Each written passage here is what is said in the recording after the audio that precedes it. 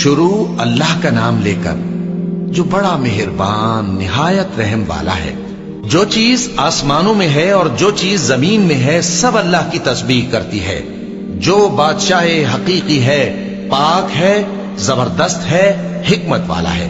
وہی تو ہے جس نے ان پڑھوں میں انہی میں سے ایک پیغمبر بھیجے جو ان کے سامنے اس کی آیتیں پڑھتے اور ان کو پاک کرتے اور انہیں کتاب و حکمت کی تعلیم دیتے ہیں۔ اور اس سے پہلے تو یہ لوگ کھلی گمراہی میں تھے، اور ان میں سے اور لوگوں کی طرف بھی ان کو بھیجا ہے جو ابھی ان مسلمانوں سے نہیں ملے، اور وہ غالب ہے، حکمت والا ہے۔ یہ اللہ کا فضل ہے، جسے چاہتا ہے عطا فرماتا ہے، اور اللہ بڑے فضل کا مالک ہے۔ جن لوگوں کو تورات کا حامل بنایا گیا پھر انہوں نے اس کے حامل ہونے کا حق ادا نہ کیا، ان کی مثال گدھے کی سی ہے جس پر بڑی بڑی کتابیں لدی ہوں۔ جو لوگ اللہ کی آیتوں کی تکذیب کرتے ہیں ان کی مثال بری ہے، اور اللہ ظالم لوگوں کو ہدایت نہیں دیتا۔ کہہ دو کہ اے یہود، اگر تم کو یہ دعویٰ ہو کہ تم ہی اللہ کے دوست ہو اور دوسرے لوگ نہیں، تو اگر تم سچے ہو تو ذرا موت کی آرزو تو کرو۔ اور یہ لوگ ان اعمال کے سبب جو یہ کر چکے ہیں ہرگز اس کی آرزو نہیں کریں گے، اور اللہ ظالموں سے خوب واقف ہے۔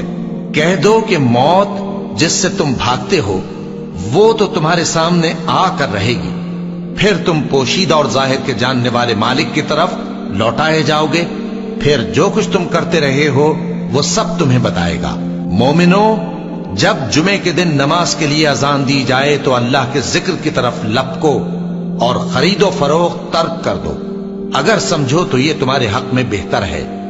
پھر جب نماز ہو چکے تو زمین میں پھیل جاؤ اور اللہ کا فضل تلاش کرو، اور اللہ کو بہت بہت یاد کرتے رہو تاکہ کامیاب ہو جاؤ۔ اور جب ان لوگوں نے سودا بکتا یا تماشا ہوتا دیکھا تو ادھر بھاگ لیے، اور اے نبی صلی اللہ علیہ وآلہ وسلم تمہیں خطبے میں کھڑا چھوڑ گئے۔ کہہ دو کہ جو چیز اللہ کے ہاں ہے وہ تماشے اور سودے سے کہیں بہتر ہے، اور اللہ سب سے بہتر رزق دینے والا ہے۔